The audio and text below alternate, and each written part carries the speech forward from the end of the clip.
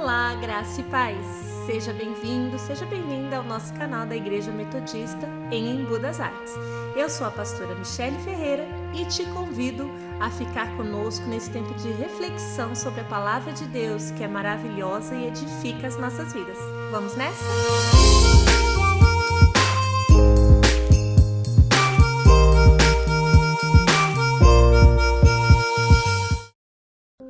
Certo ou errado? Quem tem razão numa discussão? E num debate? Quando as partes defendem o seu ponto de vista, a sua razão, a sua verdade, como íntegra, como real, de quem que nós podemos tomar partido?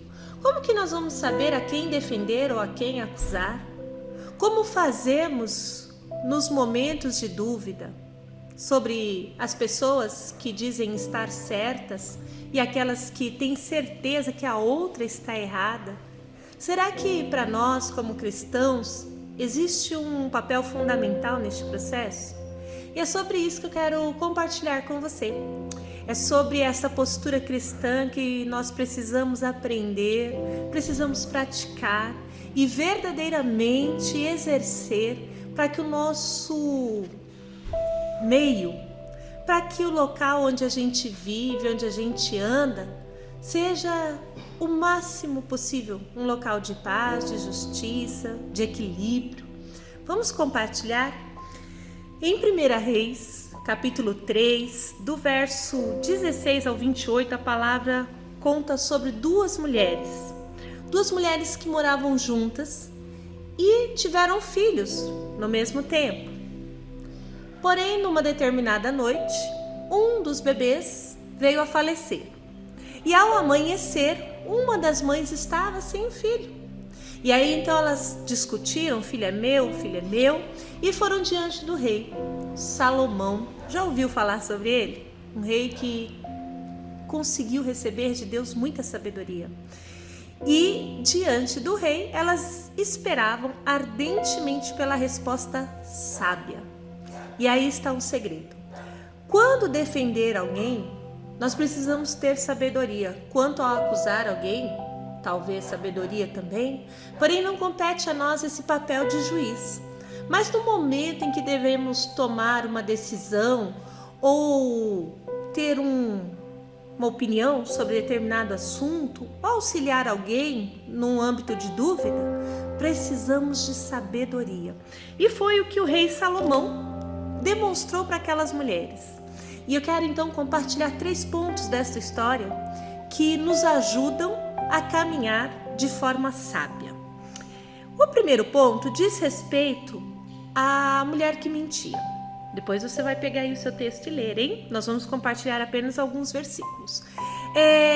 Quando aquelas mulheres chegaram diante do rei, então uma delas disse assim: olha, o filho é meu. A outra disse: não, o filho é meu.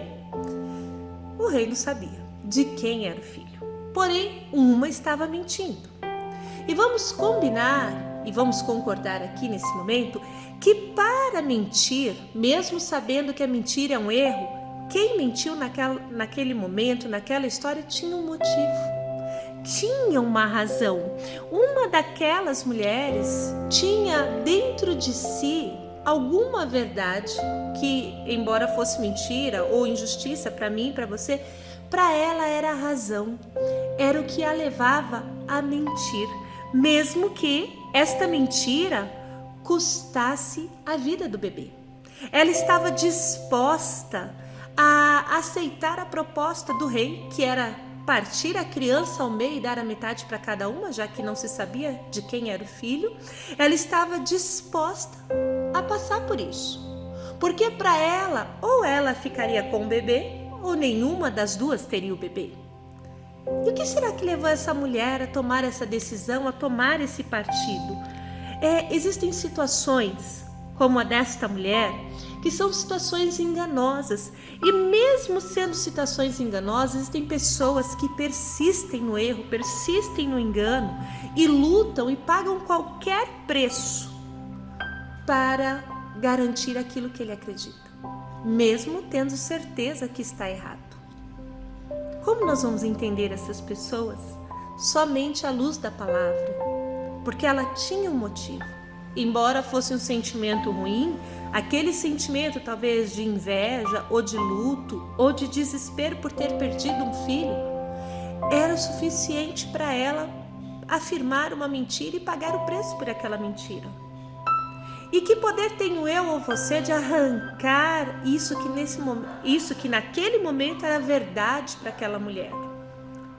E não adianta nenhum de nós tentarmos explicar ou convencer uma pessoa daquilo que ela não está disposta a compreender, daquilo que ela não está disposta a abrir mão, ou se a pessoa não está disposta a se colocar no lugar do outro.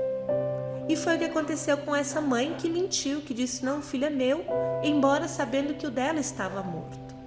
Ela tinha suas razões, que não seriam nem as minhas e nem as suas, mas não podemos ignorar as razões dela, mesmo sendo uma mentira. E nós precisamos aprender, mesmo não concordando, nos colocarmos um pouquinho no lugar do outro, para minimizar a acusação e a agressão quando não concordamos, certo? O segundo ponto é o ponto da mãe verdadeira. A mãe verdadeira estava disposta a abrir mão da sua maternidade para que o seu filho vivesse. Então, quando o rei fez a proposta de partir a criança ao meio, aquela mãe que mentia disse assim: olha, isso mesmo, pode repartir esta criança, cada uma fica com a metade, ou seja, se uma não tem, a outra também não tem. Mas a mãe verdadeira, o amor gritou mais alto no coração dela.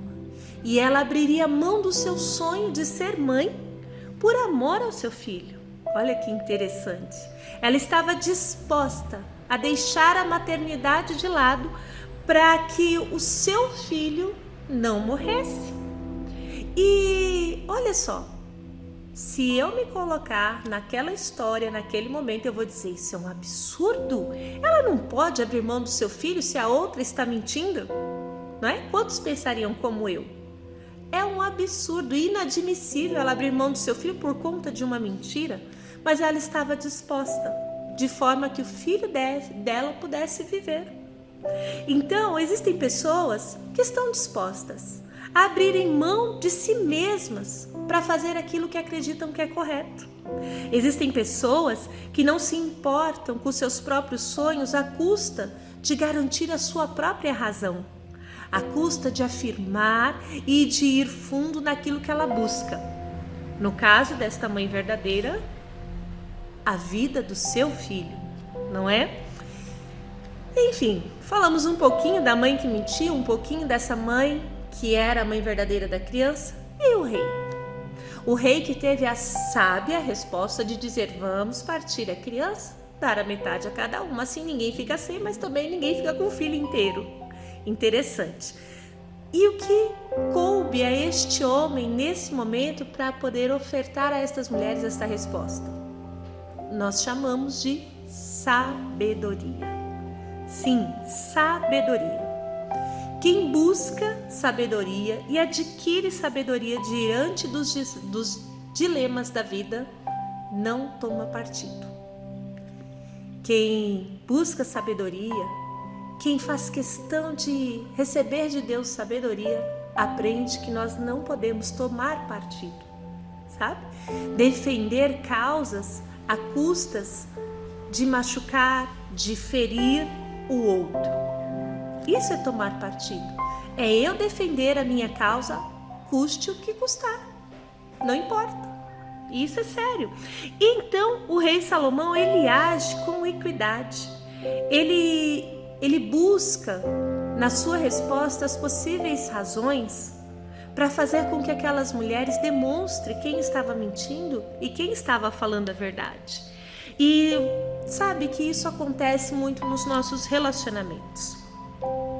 Relacionamento conjugal, as amizades, pais e filhos. Normalmente nós tomamos partido de quem acreditamos que tem a razão, ou tomamos partido de nós mesmos.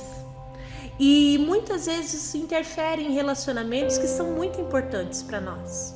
Veja bem, num relacionamento conjugal, quando eu tomo partido de mim mesmo e acredito que sou eu quem tem a razão, que somente eu tenho a razão, Eu passo a enxergar o meu marido ou você, a sua esposa, como uma pessoa que é constituída somente de defeitos. E se esquece daquela pessoa que tinha valores, que fez com que você se apaixonasse por ela. Isso é sério? Então não posso tomar partido. Eu preciso avaliar as causas, os motivos que levam cada um a fazer o que faz. Numa amizade, por exemplo, quando falamos de amizade, nós temos uma tendência a sermos coniventes com o erro dos nossos amigos para defender a lealdade da amizade. Mas isso não revela uma amizade verdadeira, porque uma amizade verdadeira, ela é construída em cima de verdades e não de erros convenientes para que eu não perca o meu amigo.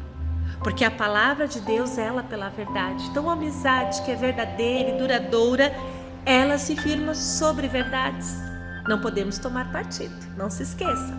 Pais e filhos, onde começa e onde termina o direito e o dever de cada um no seu papel dentro de um lar? Quando nós entendemos o início do dever e o início do direito de cada um, nós paramos de tomar partido. Entendemos que cada um é um só. E eu não posso misturar as coisas. E por aí vai, seguem os relacionamentos. Quero voltar aqui na sabedoria de Salomão.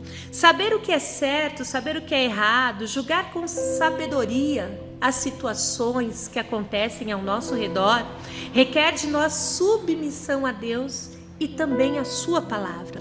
A palavra de Deus, ela contém a verdade. A palavra de Deus, ela tem equilíbrio.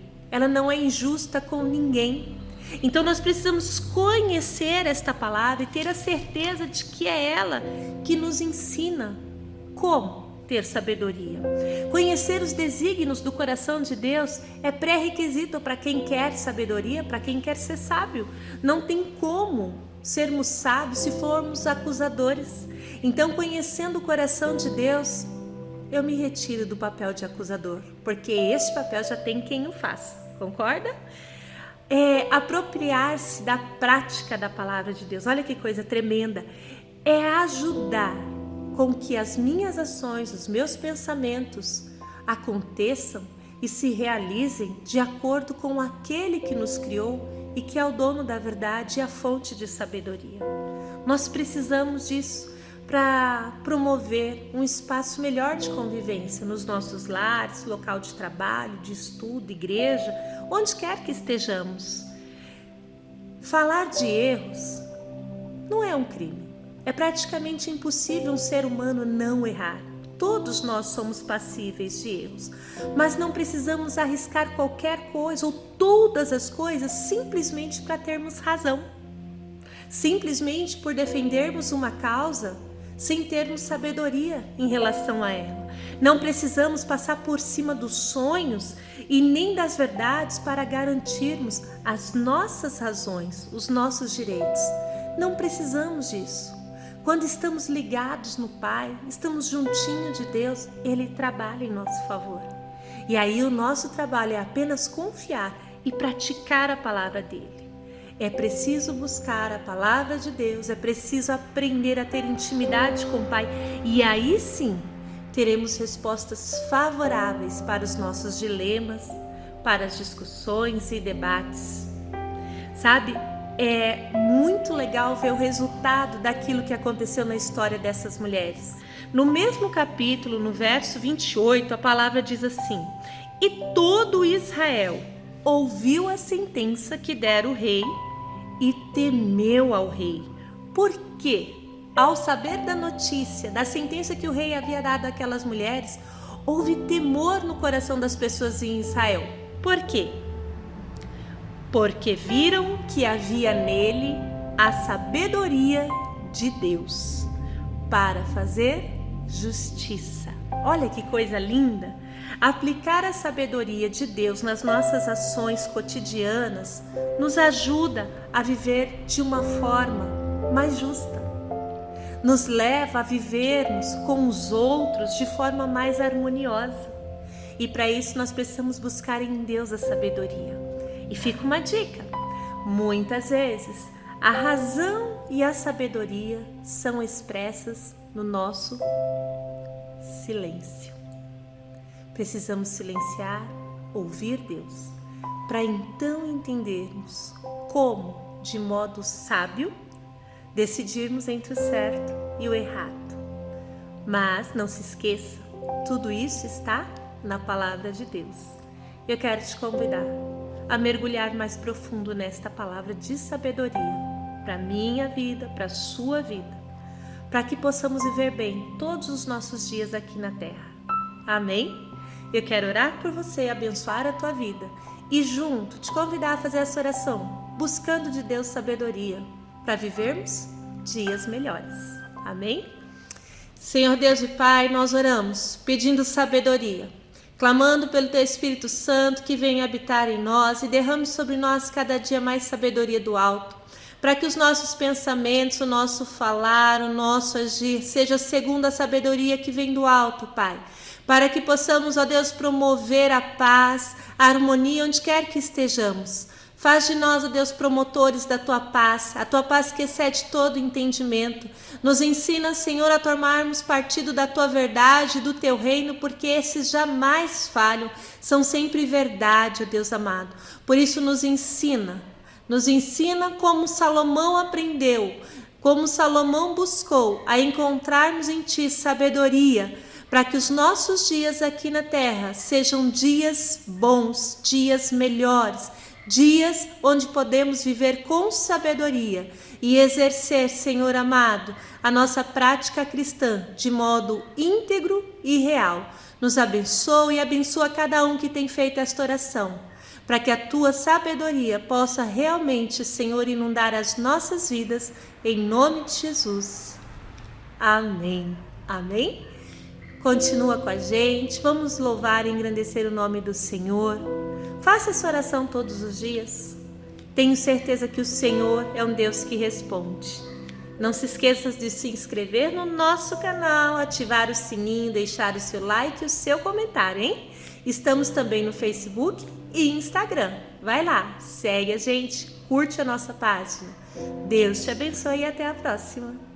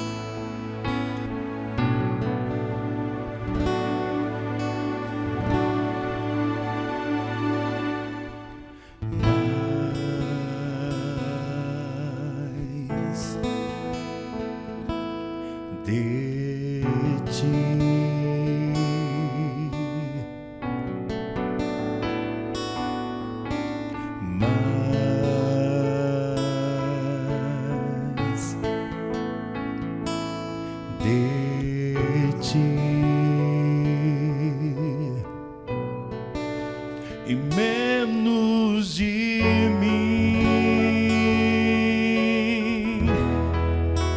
e menos de mim,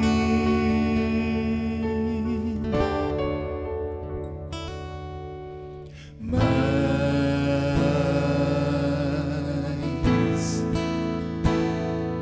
de ti.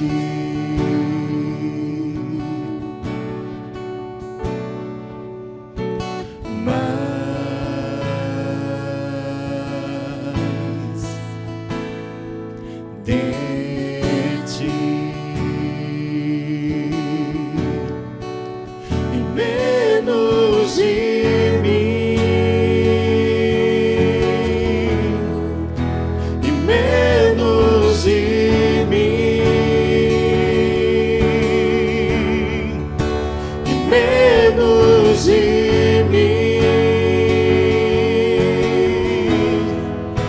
e menos de mim,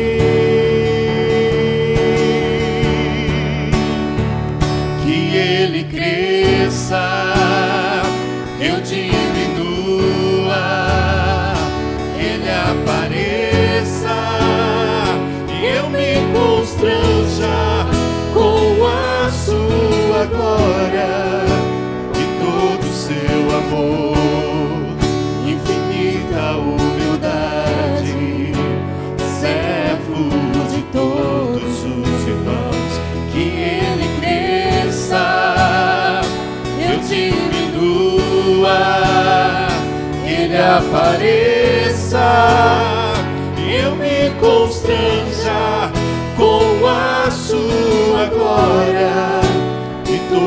seu amor, infinita humildade, servo de todos os irmãos.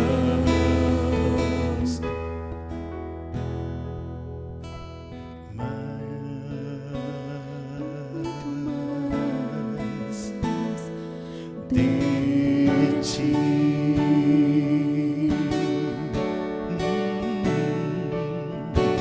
Mais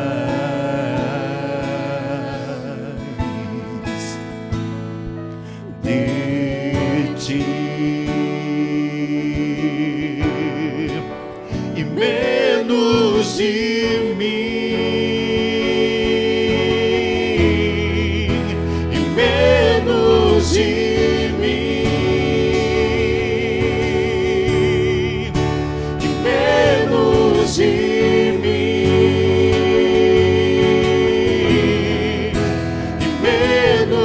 de mim.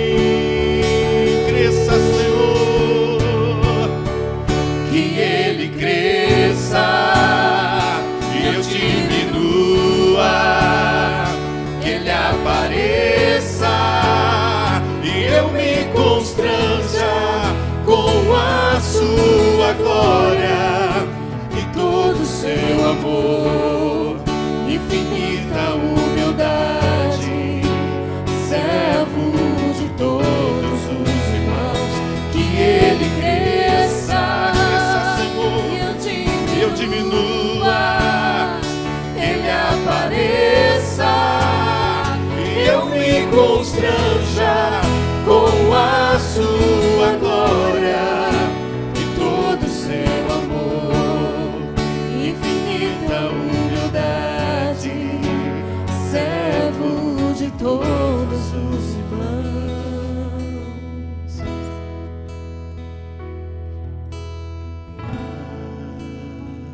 Muito mais de ti. Diga mais.